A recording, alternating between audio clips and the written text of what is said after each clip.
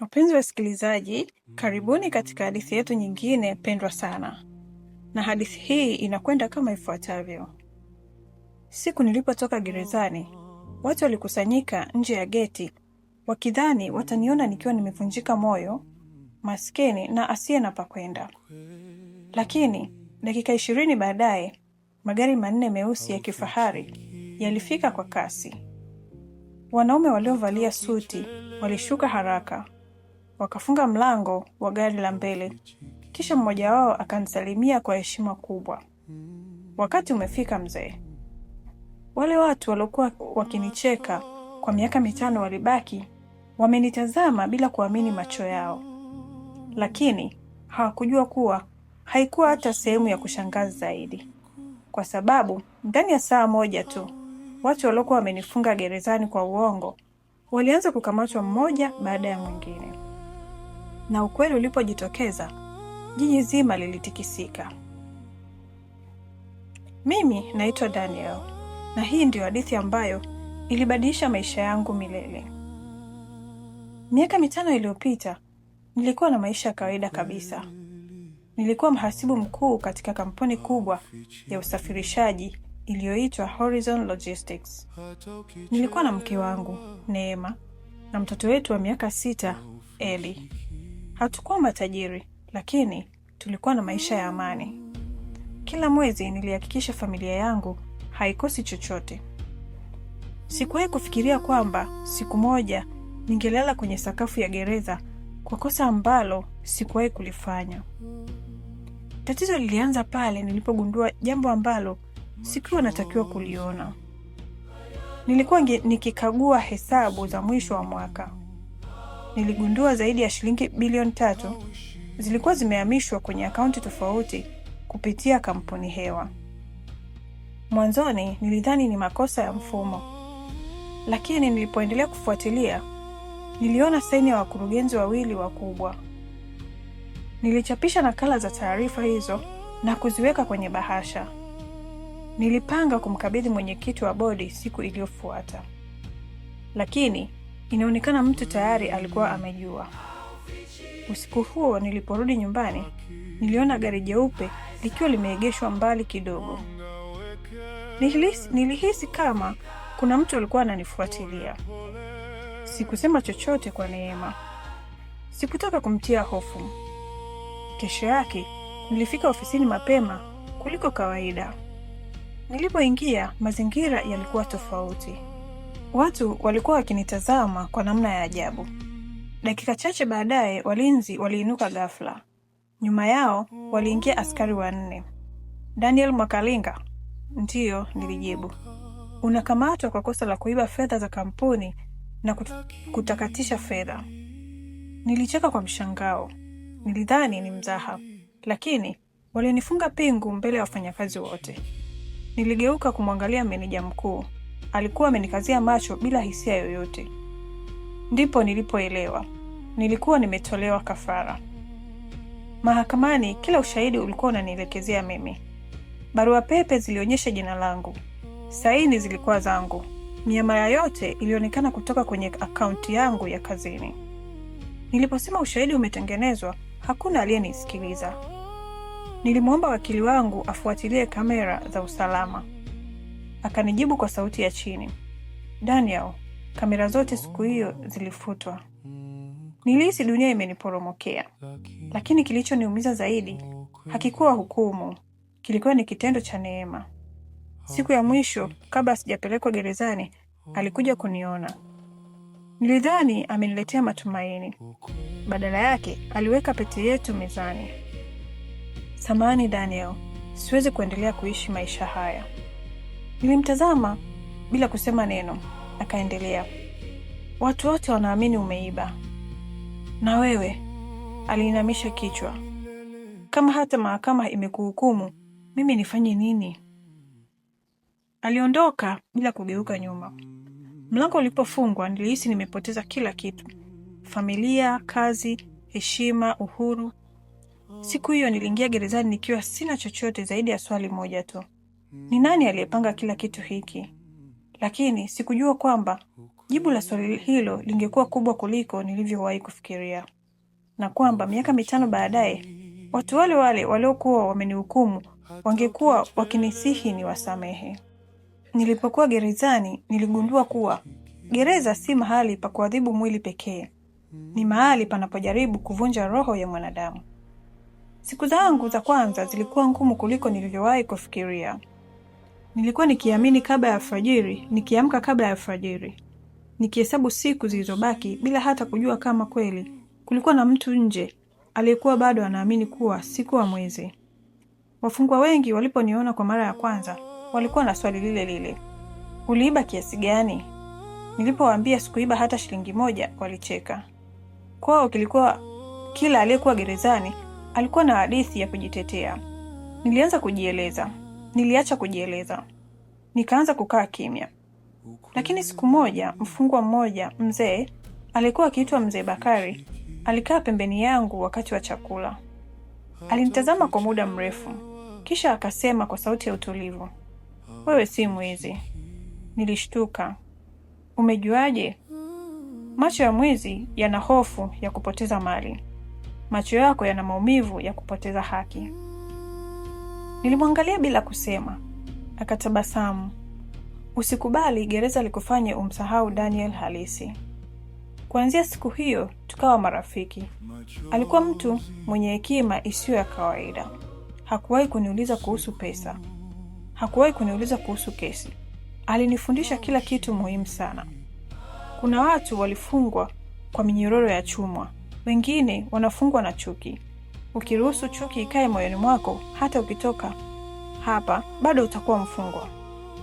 Maneno yake yalibadilisha namna nilivyoanza kuona maisha. Badala ya kulalamika, nilianza kujifunza. Gereza lilikuwa na maktaba ndogo sana. Vitabu vingi vilikuwa vimechakaa. Lakini ndani yake kulikuwa na hazina. Nilisoma sheria, nilisoma uchunguzi wa fedha, nilisoma biashara, nilisoma saikolojia ya watu. Kila kitabu nilichomaliza kilinifanya nihisi kama nilikuwa narudisha sehemu ya maisha yangu niliyokuwa nimeibiwa. Baada ya mwaka mmoja, mkuu wa gereza alianza kunipa jukumu la kuwafundisha wafungwa wengine kusoma na kuandika. Wengine walikuwa hawakuwahi kushika kalamu maisha yao yote. Niliona tabasamu zao walipoandika majina yao kwa mara ya kwanza. Basi, kwa mara ya kwanza tangu nifungwe, nilihisi bado nilikuwa na thamani. Lakini nje ya gereza mambo yalikuwa tofauti kabisa. Nilikuja kujua baadaye kuwa Neema alikuwa amehamia mji mwingine. Alikuwa ameolewa tena na mfanyabiashara mmoja maarufu. Nyumba yetu ilikuwa imeuzwa. Gari langu lilikuwa limechukuliwa na benki. Marafiki wote waliokuwa wakinipigia simu kila siku walikuwa wamepotea, kana kwamba sikuwahi kuwepo. Miaka 2 ilipita, halafu 3, kisha 4. Ndani ya mwaka wa 5 kulitokea jambo ambalo sikulitarajia. Siku moja askari wa gereza aliniita. Daniel, una mgeni. Nilitoka polepole nikidhani labda ni wakili. Lakini nilipofika kwenye chumba cha wageni, nilimwona mwanamke mmoja aliyekuwa amevaa miwani nyeusi. Alikuwa amenipa mgongo. Aliposikia hatua zangu, aligeuka. Mapigo ya moyo wangu yakasimama kwa sekunde chache. Alikuwa ni Neema. Alionekana kuchoka. Uso wake haukuwa tena ule niliouacha miaka iliyopita. Alikaa kimya kwa muda mrefu kabla ya kusema chochote. Samahani kwa kuja bila taarifa. Sikumjibu. Aliendelea. Nimekuja kukuomba msamaha. Nilimtazama usoni. Kwa miaka yote nilikuwa nimejiandaa kwa siku ambayo ningemuona tena. Nilidhani ningemchukia, lakini cha kushangaza sikuhisi chochote. Nilikuwa mtulivu. Nisamehe kwa lipi? Aliinamisha kichwa. Sikukuamini. Machozi yakaanza kumtiririka. Nilikuacha wakati ukihitaji mtu wa kusimama upande wako. Kimya kikatawala kati yetu. Baada ya dakika kadhaa nilimuuliza swali moja tu. Kwa nini umeamua kuja leo? Alivuta pumzi ndefu. Kuna mtu amenitafuta. Nani? Yule aliyepanga kila kitu. Mwili wangu ulisisimka. Aliendelea kwa sauti ya kutetemeka. Amenipa pesa nyingi ili nisiongee chochote. Kuongea kuhusu nini? Neema akafungua mkoba wake polepole. Akatoka na bahasha ya kahawia iliyokuwa imefungwa vizuri. Akaiweka mezani. Nimekaa nayo kwa miezi 6. Nini kimo ndani? Nakala za mikataba, rekodi za mazungumzo, na ushahidi unaothibitisha kuwa hukuwahi kuiba hata senti moja. Nilihisi mikono yangu ikitetemeka. Sasa kwa nini hukuja mapema? Neema akaanza kulia kwa uchungu. Nilikuwa naogopa. Niliambiwa nikifungua mdomo ningepoteza maisha. Nani alikwambia? Alifumba macho. Kisha akataja jina moja. Jina ambalo lilinifanya nipumue kwa nguvu. Halikuwa la meneja wangu, halikuwa la mkurugenzi. Lilikuwa jina la mtu ambaye hata siku moja sikuwahi kumshuku. Na wakati huo ndipo nilipotambua nilikuwa nimetumiwa kama kafara kuficha uhalifu mkubwa uliokuwa umeendelea kwa miaka mingi. Lakini sikujua kwamba bahasha ile haikuwa ushahidi pekee.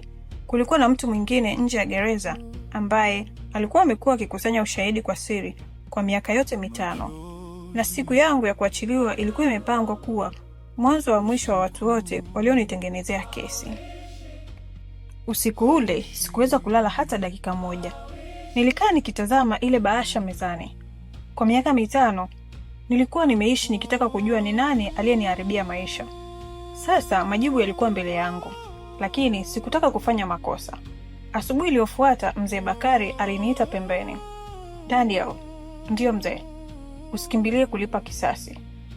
Pigania ukweli. Tofauti ya kisasi na haki ni kwamba kisasi huleta maadui wapya, lakini haki huleta amani. Maneno yale yaliingia moyoni mwangu. Baada ya wiki 2 nilimaliza kifungo. Nilipotoka nje ya gereza, watu wachache walikuwa wamekusanyika kunitazama. Wengine walikuwa wakinipiga picha kwa simu. Walikuwa bado wakiamini mimi ndiye mwizi mkubwa aliyewahi kuhukumiwa katika jiji lile. Lakini dakika chache baadaye, yale magari 4 meusi ya kifahari yakasimama mbele ya geti. Wanaume waliovaa suti walishuka haraka. Mmoja wao akanisalimia kwa heshima. Karibu nyumbani, Bwana Daniel. Watu wote wakaanza kunong'ona. Nani huyu? Mbona anapekelewa hivi? Nilipoingia kwenye gari, hatukwenda nyumbani. Tulielekea moja kwa moja katika ofisi ya taasisi ya kupambana na ufisadi. Ndani walikuwa wananisubiri. Kulikuwa na maafisa wa uchunguzi, waendesha mashtaka, na mwanaume mmoja mwenye umri wa karibu miaka 70. Alisimama mara nilipoingia. Daniel, samahani. Nilimtazama. Sikumtambua. Akajitambulisha. Mimi ndiye mwenyekiti wa zamani wa bodi ya Horizon Logistics. Uso wangu ukabadilika. Niliamini uongo. Nikaruhusu uhukumiwe. Lakini baada ya kustaafu, nilianza kuchunguza kila kitu kwa siri. Akaweka mafaili makubwa mezani. Kila ushahidi upo hapa. Ndani ya mafaili yale kulikuwa na kila kitu. Rekodi za benki, barua pepe halisi, video za kamera zilizokuwa zimefutwa lakini baadaye zikarejeshwa na wataalamu. Na ushahidi uliothibitisha kuwa fedha zote zilikuwa zimeibiwa na mtandao wa viongozi wa kampuni waliokuwa wakishirikiana na baadhi ya maafisa serikalini. Mimi nilikuwa nimetumiwa tu kama mbuzi wa kafara. Wiki 2 baadaye, kesi ilifunguliwa upya. Vyombo vya habari vilijaa nje ya mahakama. Jiji lote lilikuwa linafuatilia. Siku ambayo ushahidi ulianza kusomwa, ukumbi ulitulia kabisa. Meneja mkuu aliyenifunga mwenyewe alianza kutetemeka. Mkurugenzi wa fedha alishindwa hata kuinua kichwa. Mwanasheria wao alianza kufuta jasho kila dakika. Halafu ikafika video ya mwisho. Video ambayo kila mtu alidhani ilifutwa milele. Ilionyesha wazi jinsi walivyokuwa wakibadilishana nyaraka, jinsi walivyogushi saini yangu, na jinsi walivyopanga kunifanya mimi ndiye mhalifu. Hakukuwa tena nafasi ya kujitetea. Jaji alisimama. Baada ya kusoma hukumu kwa dakika kadhaa, alisema maneno ambayo sitasahau maisha yangu yote. Mahakama ilimtangaza Daniel Mwakalinga kuwa hana hatia, na inawaamuru waliopanga njama wakamatwe mara moja. Muda huo huo askari waliinuka. Watu waliokuwa wakinicheka miaka 5 iliyopita walivishwa pingu mbele ya kamera. Ukumbi mzima ukalipuka kwa mshangao. Lakini kilichonishtua zaidi kilitokea baada ya hukumu. Serikali ilinipa fidia kubwa kwa kifungo kisicho na haki. Kampuni iliamriwa kunilipa mishahara yote ya miaka niliyopoteza pamoja na fidia ya heshima yangu. Kwa mara ya kwanza baada ya miaka mingi, nilihisi haki imeanza kurejea. Siku chache baadaye nilirudi kwenye nyumba yetu ya zamani. Ilikuwa imechakaa. Nilisimama nje nikikumbuka siku nilipoondoka nikiwa nimefungwa pingu. Ghafla nikasikia sauti nyuma yangu. Daniel, niligeuka. Alikuwa Neema. Hakukuwa tena na fahari usoni. Alisimama akiwa analia. Nimejutia kila kitu. Nimekosa kila kitu. Naomba unisamehe. Nilimtazama kwa utulivu. Ninakusamehe. Uso wake ukaanza kupata matumaini. Lakini nikamalizia. Lakini kusamehe hakumaanishi turudi tulipokuwa. Machozi yakazidi kumtoka. Nimejifunza kwamba uaminifu hauonekani wakati maisha ni mazuri. Unaonekana wakati kila mtu amekuacha. Alinyamaza. Akageuka polepole, akaondoka. Sikumzuia. Siku iliyofuata nilikwenda kumtembelea mzee Bakari. Lakini nilipofika, nilipewa habari kwamba alikuwa amefariki dunia wiki moja kabla sijaachiliwa. Aliniachia bahasha ndogo. Ndani yake kulikuwa na karatasi moja tu. Ilikuwa imeandikwa kwa mwandiko wake. Usiruhusu maumivu ya jana yaibe furaha yako ya leo, ya kesho. Chini yake kulikuwa na mstari mwingine. Mwanadamu anaweza kufungwa gerezani, lakini ukweli hauwezi kufungwa milele. Nilikunja ile karatasi taratibu. Nikaitunza kwenye pochi yangu. Mpaka leo bado naitembea nayo. Kwa sababu ilinifanya nielewe jambo moja kubwa. Sio kila aliyehukumiwa ni mwenye kosa. Na sio kila anayeshinda kesi ndio mwenye haki. Lakini ukweli una tabia moja ya ajabu. Unaweza kuchelewa, unaweza kuzikwa, unaweza kufichwa kwa miaka mingi, lakini siku ikitokea hautamwacha mtu yoyote akiwa vile alivyokuwa. Na ndio maana siku niliyotoka gerezani haikuwa mwisho wa mateso yangu. Ilikuwa mwanzo wa ushindi ambao hakuna mtu aliyewahi kutarajia. Basi katika hadithi yetu ya leo tunajifunza mambo yafuatayo. Usimhukumu mtu kabla haujaujua ukweli. Uongo unaweza kushinda kwa muda, lakini ukweli una nguvu ya kushinda milele. Watu wa kweli huonekana wakati wa matatizo, si wakati wa mafanikio. Msamaha ni nguvu, lakini haukulazimishi kurudisha mahusiano yaliyokuvunja.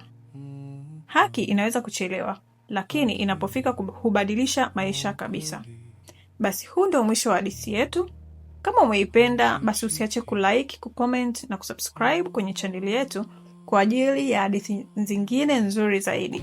Asanteni sana kwa kusikiliza na kwaherini.